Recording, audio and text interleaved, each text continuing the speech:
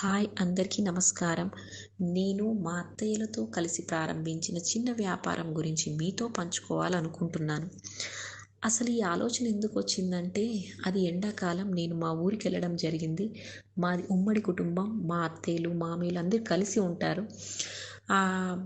మేము వెళ్ళినప్పుడు మా మామయ్యలు అప్పుడే మామిడి చెట్ల నుండి కాయలు తెంపుకురావడం, కడగడం, చిన్న చిన్న ముక్కలుగా తరగడం జరుగుతుండే.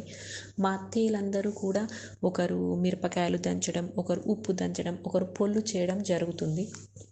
ఆ పొల్లు కూడా జీలకర్ర, ఆవాలు, మెంతులు అన్నీ కూడా ఆ ఊర్లో పండించినటువంటివే.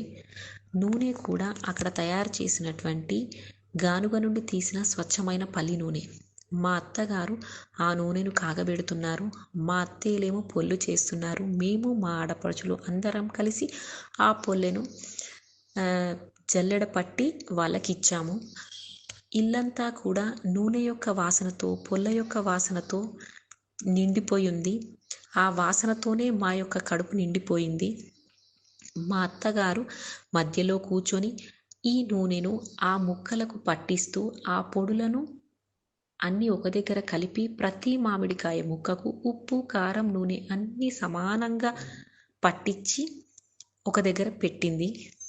లోపలికి వెళ్ళి వేడివేడి అన్నం తెచ్చి అప్పుడే తయారు చేసినటువంటి మామిడికాయ పచ్చడిని కలిపి మా అందరి చేతులల్లో పెట్టి తినిపించింది. తినిపించే క్రమంలో కథలు, పాటలు పాడుతూ ఎన్నో విషయాలు చెప్పింది. ఈ పచ్చళ్ళను మామిడికాయలే కాకుండా ఉసిరికాయలు, నిమ్మకాయలు, టమాటాలు ఇలా ఎన్నో రకాలుగా చేయొచ్చనే విషయాన్ని మేమందరం కూడా తన నుండి నేర్చుకున్నాము. మరుసటి రోజు తిరుగు ప్రయాణంలో నాకు ఒక చిన్న ఆలోచన వచ్చింది.